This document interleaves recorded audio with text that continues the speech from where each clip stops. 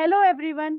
UTI mutual fund की fund insight series में आप सभी का स्वागत है। आज हमारे साथ हैं fund manager Shri we Srivatsa, जिनका इक्विटी रिसर्च और फंड मैनेजमेंट में 2 दशकों से भी ज्यादा का अनुभव है। श्रीवत्सा जी, कृपया हमें UTI large and mid cap fund की रिसर्च और स्टॉक चयन प्रक्रिया के बारे में विस्तार से बताएं। पोर्टफोलियो निर्माण में कौन से प्रमुख कारक योगदान करते हैं? यह फंड रिलेटिव वैल्यू दृष्टिकोण पर आधारित है, जिसमें मूल्यांकन हमारी निर्णय प्रक्रिया का मुख्य आधार है। हम रिलेटिव वैल्यूएशन का आकलन 4 अलग-अलग पहलुओं से करते हैं। सबसे पहले हम ऐसी स्थापित और परिपक्व बड़ी कंपनियों को देखते हैं जिनका वैल्यूएशन दीर्घकालिक औसत से नीचे हो, चाहे वह उनके अपनी ऐतिहासिक तुलना में हो या व्यापक बाजार से कम हो। यह हमारी मुख्य स्ट्रैटेजी है, ऐसी प्रमुख बड़ी कंपनियों की पहचान करने की जिनके मूल्यांकन कई कारणों के चलते नीचे आए हों। हम उन कंपनियों को चुनते हैं जो लंबे समय तक अच्छा प्रदर्शन करती रही हैं और स्थिर है, तथा हमारा विश्वास है कि मूल्यांकन में आई गिरावट अस्थायी है। दूसरा, गलत मूल्यांकित कंपनियां।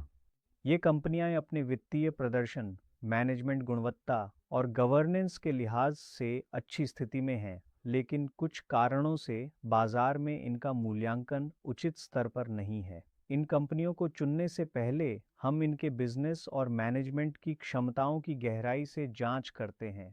तीसरा है साइक्लिकल स्टॉक्स।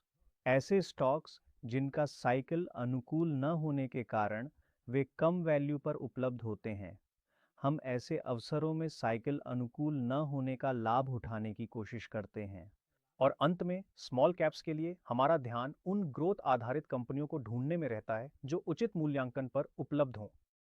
यह फंड लगातार अपने वर्ग में बेहतरीन प्रदर्शन देता रहा है। इस सफलता के पीछे के प्रमुख कारक क्या हैं? जी हाँ, कम मूल्यांकित कंपनियों की पहचान पर हमारा लगातार ध्यान और बाजार की अस्थिरता के बावजूद उनमें निवेश बनाए रखने के अनुशासन से पिछले 5 सालों में हमें बेहतर प्रदर्शन देने में मदद मिली है। साथ ही ग्रोथ ओरिएंटेड मिड और स्मॉल कैप कंपनियों और गलत मूल्यांकित कंपनियों पर हमारा ध्यान भी हमारे प्रदर्शन में महत्वपूर्ण योगदान देता रहा है। हम मूल्यांकन के प्रति अनुशासित हैं और जहां हमें लगता है कि मूल्यांकन का उचित लाभ मिल चुका है, वहां निवेश से बाहर निकलने में हिचकिचाते नहीं हैं।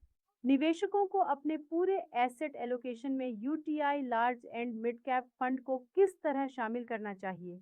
जी हाँ, निवेशक UTI large and mid cap fund को अपने कोर पोर्टफोलियो एलोकेशन में शामिल कर सकते हैं।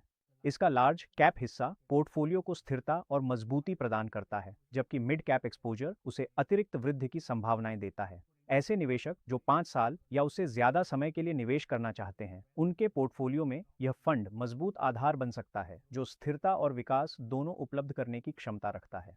Thank you Shrivatsa ji. Thank you viewers.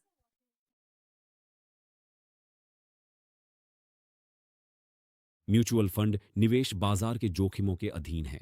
योजना से जुड़े सभी दस्तावेजों को ध्यान से पढ़ें।